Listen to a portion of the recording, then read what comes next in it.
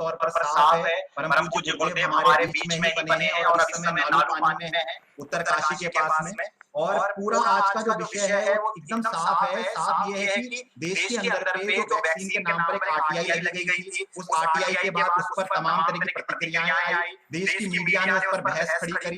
बहस खड़ी करने के भी आगे बढ़कर उसको दो पॉलिटिकल पार्टियों के बीच में डाल दिया गया उसको मामला, और उसमें पूर्ण रूपेण सनातनियों का पक्ष नहीं पूछा गया, गौ भक्तों का पक्ष नहीं पूछा गया। ये पीड़ा गौ भक्तों की है, सनातनियों की है, क्योंकि जो फैसला उनके धार्मिक आस्था से जुड़ा हुआ था, तो उस फैसले को क्यों नहीं देखा गया, क्यों नहीं समझाया गया। सबसे पहले साथियों, मैं आपको परम पूज्य गुरुदेव के पास ले जाने से पूर्व ये दो चार चीजें आपको दिखा देना चाहता हूँ। सबसे पहले जो लोग ये कह रहे हैं कि आरटीआई झूठी है, उनको मैं समझा देना देता हूँ कि अगर ये आरटीआई झूठी होती तो सबसे पहले इस पर केस हो जाता। ये आरटीआई मैंने स्वयं लगाई थी, भारतीय गौ क्रांति मंच के कार्यकर्ता ने लगाई थी। और साफ तौर पे अगर ये आरटीआई फर्जी होती तो सबसे पहले मीडिया से लेकर पुलिस हमें ही गिरफ्तार करती और हमें घर से उठा लेती। लेकिन कभी इस पर चर्चा इसलिए नहीं हुई आरटीआई झूठी है क्योंकि आरटीआई झूठी नहीं थी। अब मैं आपको स्क्रीन में एक बार आरटीआई दिखा रहा हूँ, केवल एक बार आप आरटीआई देखिए, किस आरटीआई की हम चर्चा कर रहे हैं, वो आरटीआई कहती क्या है और उसके किस बिंदु के अंदर पे पूरा ये जो विवाद चल रहा है वो क्या है।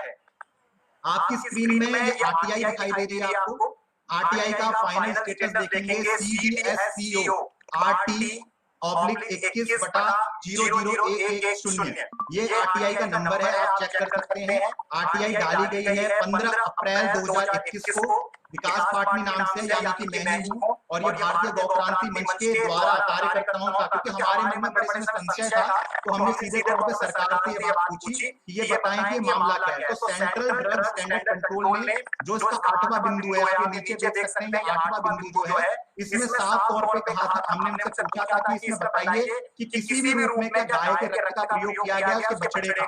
तो 8वां जो इसका उत्तर आया है, ये आप नीचे देखेंगे, आरटीआई सबके पास होगी वैसे। यहाँ पर इन्होंने सीधे तौर पर माना है, सरकार ने कहा है, हम नहीं कह रहे, ना ये आरटीआई किसी व्यक्ति की लिखी गई है, ना ये किसी पार्टी की लिखी गई है, ना किसी पार्टियों के द्वारा फैलाई गई है। ये आरटीआई सरकार ने खुद ही स्थापित करी और सच के रूप में बताया कि हाँ, न्यू बॉर्न काफ सीरम का इसमें प्रयोग किया गया है। इस शब्द को याद किया जाएगा, न्यू बॉर्न काफ सीरम का अर्थात क्या है, नवजात बछड़े का जो सीरम है उसका प्रयोग किया गया है। किसमें किया गया है? रिवाइवल प्रोसेस ऑफ बीरो सेल्स। बीरो सेल्स क्या होते हैं? ये बंदरों से लिए गए सेल्स होते हैं, उसके कल्चर में उसको बढ़ाने के लिए इसका प्रयोग किया जाता है। तो ये किस रूप में काम करता है? साफ तौर पे ये कहा गया कि ये जो काम करता है, ये काम करता है आपका एक सेल कल्चर के रूप में, ताकि एक खाद के रूप में, ताकि उसको बढ़ाया जा सके। और इस आरटीआई की जो हकीकत है उसको आगे बढ़ाते हुए मैं आपको एक और वीडियो दिखा रहा हूँ जो मीडिया में आया था, जो ये साफ तौर पर बताता है कि आरटीआई जो है ये किसी पार्टी की आरटीआई नहीं है, ये कार्यकर्ता की आरटीआई है, गौ भक्त की आरटीआई है। लेकिन उससे पूरी मीडिया ने ध्यान को हटा दिया। नाम लेने के बावजूद भी उन्होंने आरटीआई कर्ता को क्यों नहीं बुलाया? क्योंकि जिम्मेदारी होती है किसी भी न्यूज मीडिया की, किसी भी पार्टियों की, जिस व्यक्ति ने इस अफवाह को फैलाया है, उसको अफवाह कहा जा रहा है, उसको बुलाया जाता है। आप उस वीडियो को देखिएगा स्क्रीन में, आपके सामने वीडियो आएगा। 15 अप्रैल 2021 को सूचना के अधिकार के तहत drug controller general of India से कोरोना वैक्सीन को लेकर जानकारी मांगी गई। आरटीआई की इस अर्जी में यूं तो 12 सवाल किए गए थे, लेकिन सवाल नंबर 8 पर कांग्रेस ने खास तौर पर जोर देकर यह वीडियो जारी किया। इस आरटीआई एप्लीकेशन के सवाल नंबर 8 में पूछा गया था कि क्या भारत सरकार द्वारा मान्यता प्राप्त भारत बायोटेक द्वारा बनाई जा रही कोवैक्सीन और सीरम इंस्टीट्यूट की कोरोना वैक्सीन को तैयार करने में गाय के गर्भ में पल रहे बछड़ों या नवजात बछड़ों का सीरम किसी तरह से इस्तेमाल होता है? राइट टू इंफॉर्मेशन के तहत ये जानकारी विकास पाटनी ने 15 अप्रैल 2021 को drug controller general of India से मांगी। इस सवाल का जवाब डीसीजीआई ने 8 जून 2021 को दिया। अपने जवाब में ड्रग कंट्रोलर जनरल ने कहा कि गाय के नवजात बछड़ों का सीरम वीरोसेल या कोशिकाएं विकसित करने में होता है। इन कोशिकाओं का इस्तेमाल कोरोना वायरस डेवलप करने के लिए होता है। फिर इन कोशिकाओं में विकसित कोरोना वायरस को ही कोवैक्सीन के बड़े पैमाने पर उत्पादन के लिए इस्तेमाल होता है। तो आपने जो आरटीआई देखी, बस इतना ही मुझे आपको दिखाना था पहले तो कि असल में मामला क्या है। अब मैं चलूंगा परम पूज्य गुरुदेव के पास। उससे पहले एक चीज आपको बता देना चाहता हूँ, जो आपने आरटीआई देखी, इसमें जो न्यूबॉर्न काफ सीरम की जो बात की गई है, साफ तौर से दस्तावेज बताते हैं, मेरे पास पूरे इसके साक्ष्य पता है, मौजूद है मेरे पास। और इस खबर के आने के बाद जब ये पूरी खबर निकल कर आई मीडिया पे, तो इस देश में जो पेटा है, पेटा संगठन है जो एनिमल्स के केयर की बात करता है, उसको तक इसमें प्रतिक्रिया देनी पड़ी। और उसने साफ तौर से इसके बाद एक लेटर जारी किया है भारत सरकार को कि आखिर क्यों आप इस चीज का प्रयोग कर रहे हैं, और ये प्रमाणित क्योंकि हो चुका है आरटीआई से, तो ऐसा नहीं किया जाना चाहिए। अब जिस भी व्यक्ति के जो भी इसमें तर्क हैं, कुतर्क हैं या कोई भी बातें हैं, आप प्रश्न कर भी सकते हैं। परम पूज्य गुरुदेव से मैं कहूंगा कि एक बार कृपया वो अपनी तरफ से प्रकाश डाले विषय पर, और फिर हम इस चर्चा को आगे बढ़ाते हैं। गुरुदेव प्रणाम, जय गौ माता की।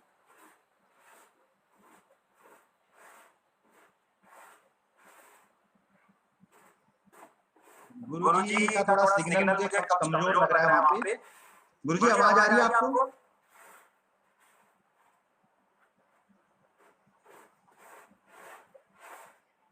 एक बार बने रहिएगा साथियों, एक बार थोड़ा इंतजार कीजिएगा। गुरुजी का तकनीकी समस्या आ रही है उसमें, लेकिन फिर भी मैं इसको आगे बढ़ाते हुए आपके सामने तब तक बात रखता हूँ, तब तक संपर्क करता हूँ, ताकि गुरुजी के कुछ समस्या आ रही है उसको एक बार देखा जाता है।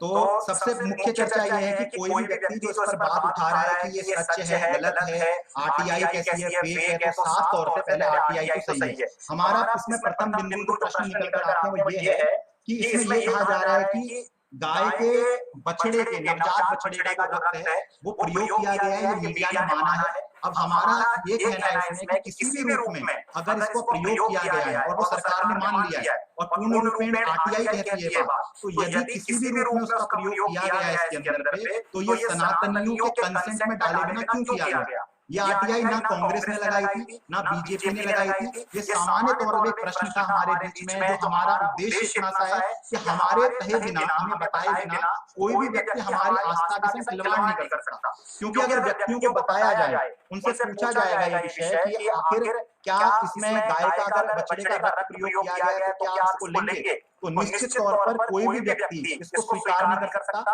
अभी इसमें जो तर्क दिया गया, पूर्ण रूप में ऐसा दिया गया कि खाद की तरह इसको काम कराया गया है। तो आपको बता देना चाहता हूँ, खाद का एक फॉर्मूला होता है, जैसे आप यूरिया, डीएपी, पेस्टिसाइड भी अगर किसी बीज के साथ कल्चर करते हैं, उसको जमीन में डालते हैं, तो बीज के माध्यम से वो उसके फल में आ जाता है, और वो फल से आगे बढ़ता बढ़ता वो चले जाता है, उसके जो गेहूं हम बोते हैं या हम धान बोते हैं उसमें भी वो आ जाता है। तो अगर कोई भी चीज खाद के तरह भी प्रयोग की जाती है, तो वो भी पूर्ण रूपेण से उस बीज के माध्यम से उसके अंदर आ जाती है। तो जो ये कहा जा रहा है कि बंद शीशी के अंदर पे गाय के बछड़े के रक्त के सीरम का प्रयोग नहीं है, तो हमारी भारतीय गौ क्रांति मंच की आपत्ति यही है सीधे तौर पे कि आखिरकार अगर ये जो बात है, अगर किसी व्यक्ति से, किसी वैष्णव से जो प्याज लहसुन खाना भी पाप मानता है, हमारी दुविधा ये है, आप इस चीज को समझिए। हमारा कुछ भी और कहना नहीं, हमारा ये है कि हम लहसुन प्याज खाना भी यदि पाप मानते हैं, तो आखिर किस रूप में ये सब काम किया जा रहा है,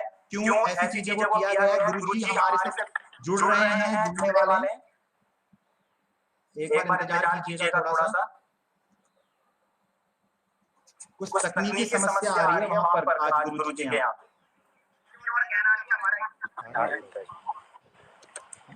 जी गुरुजी आवाज आ रही है? जी जी आ रही है।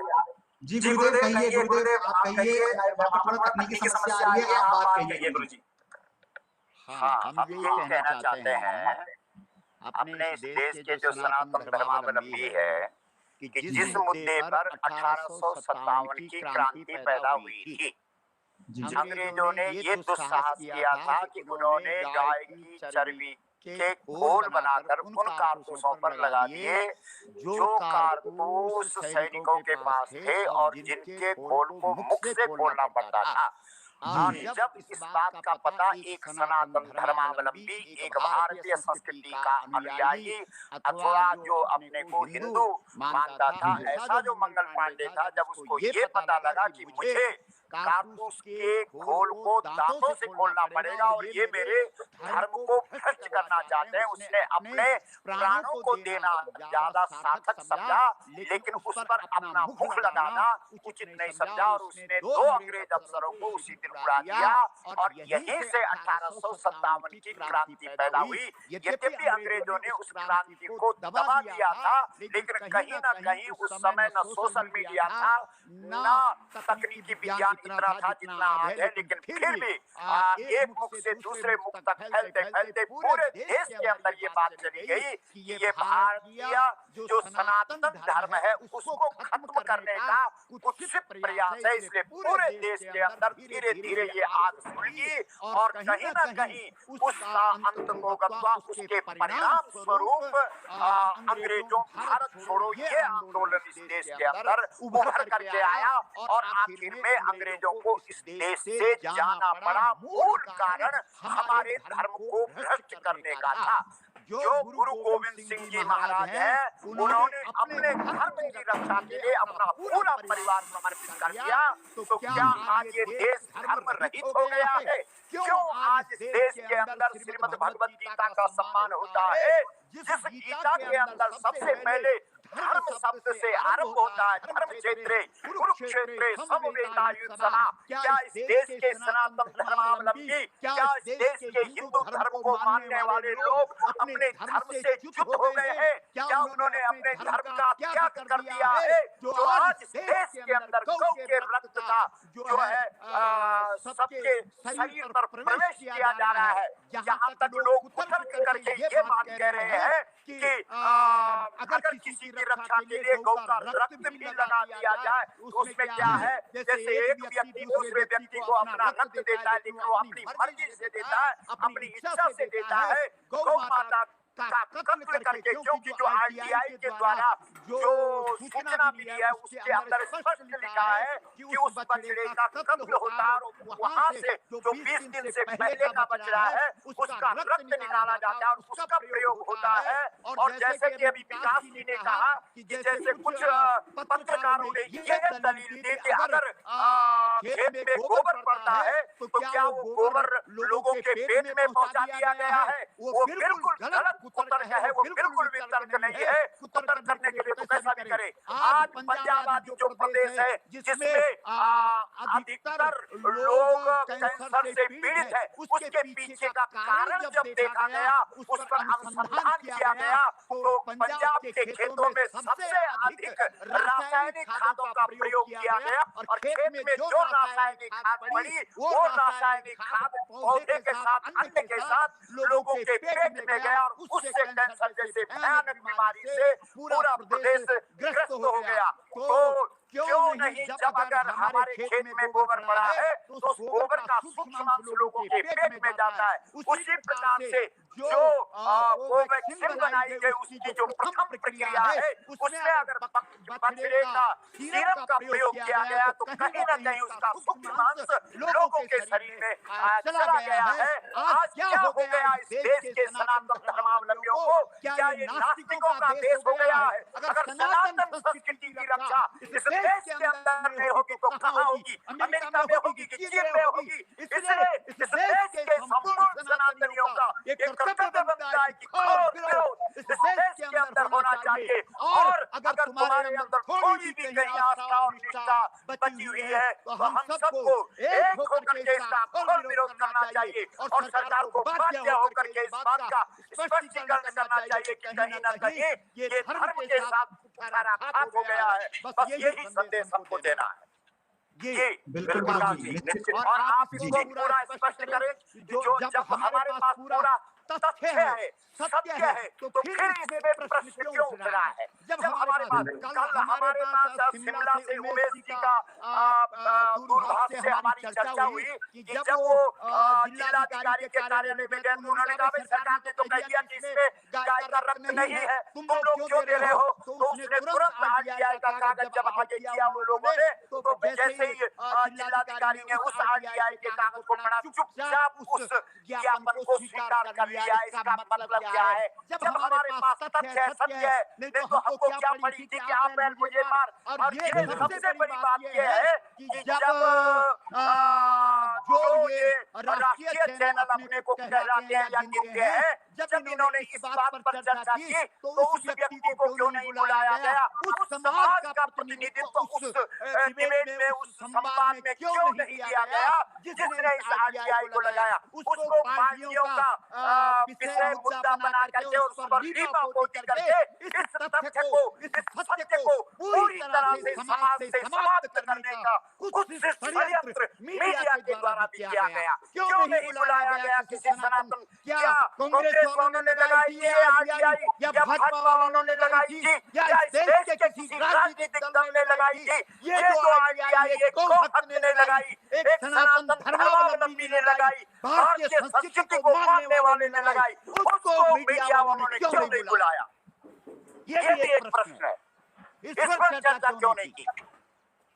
ये विकास जी निश्चित गुरु जी। और जिन लोगों के मन में ये द्वंद है, मैं एक और बात कहता हूँ कि लोग, जैसे सरकार ने ये कहा साफ तौर पे सामने आ गया, वैसे सरकार ही अफवाह फैला रही है। ये हमें कहने में इसलिए कोई संदेह नहीं है क्योंकि हमारे पास प्रमाण पड़े हुए हैं। दुनिया में अगर आप जाएंगे, मैंने वैसे एक और आरटीआई लगा रखी है, जल्दी उसका जवाब भी अगर मिल गया, अगर सरकार ने सही से दे दिया तो ये चीज स्पष्ट हो जाएगी। लेकिन फिर भी मैं बता दूं जानकारी के लिए, इंटरनेशनल ये कागज है, ये जो आप कागज देख रहे हैं इसमें लिखा हुआ है, अगर आप देखेंगे ये इंटरनेशनल सीरम इंडस्ट्री एसोसिएशन है, मतलब अंतरराष्ट्रीय जो सीरम का सबसे बड़ा एसोसिएशन है उसका कागज है ये। इसमें साफ तौर पर परिभाषा दी गई है क्या होता है न्यू बॉर्न का सीरम, इसको किसको कहते हैं। तो इसमें साफ तौर से लिखा गया है, अंग्रेजी में पढ़ के बता रहा हूँ, इसमें पहले लिखा गया है newborn bovine calf serum is defined as the liquid fraction of clotted blood derived from healthy slaughtered bovine calves aged less than 20 days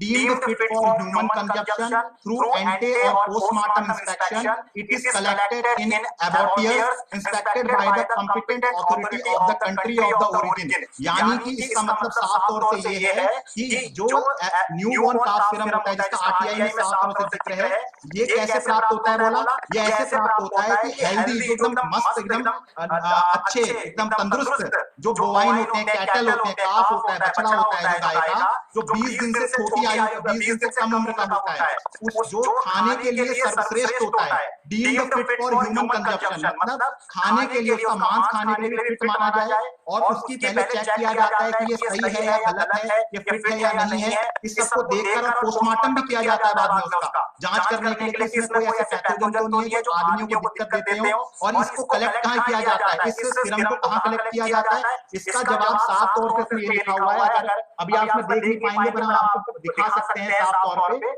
कि इसमें ये लिखा गया है कि ये कलेक्ट किया जाता है एबॉर्टियर्स में, यानी कि कत्ल खानों में। रक्त का जो रॉ मटेरियल है, रक्त कभी दूध नहीं है गाय के थन का जो स्वतः निकाला जाएगा किसी के द्वारा, ये रक्त ऐसा होता है, ये जीवित बछड़े का नहीं निकाला जाता, ये कत्ल करके बछड़ों का निकाला जाता है। ये दुनिया की सबसे बड़ी संस्था कह रही है जो सीरम बनाती है। और सीरम क्या होता है, सीरम होता है कि खून आप निकालते हो, पहले जैसे आपने कत्ल खानों से खून को इकट्ठा किया, उस खून को ले गए, इसको जमाया थोड़ी देर, वो जब जम जाता है उसको जमाने के बाद उसको घुमाया जाता है बहुत तेजी से, या फिर उसको उसके अंदर प्रोसेस की जाती है। उस प्रोसेस में क्या होता है, उसके प्लेटलेट्स को अलग कर दिया जाता है, प्लाज्मा को अलग कर दिया जाता है, डब्ल्यूबीसी को हटा दिया जाता है, आरबीसी को हटा दिया जाता है, उसको हटा के जो द्रव्य बचता है वो द्रव्य को सीरम कहते हैं। और ये सीरम का जो मूल तत्व है, रॉ मटेरियल है, वो है रक्त, गाय के बछड़े का, नवजात बछड़े का खून, और वो कत्ल करके प्राप्त होता है। ये इंटरनेशनल जो संस्था है वो कह रही है साफ तौर पे। तो सरकार यदि कोई भी व्यक्ति ये कह रहा है कि इसके बछड़े का कत्ल नहीं किया गया, पहली बात ये झूठ है। लेकिन इसी से आगे इस चर्चा को बढ़ाते हुए मैं गुरुदेव के सामने एक और बात कहना चाहता हूँ और वो इसका जवाब देंगे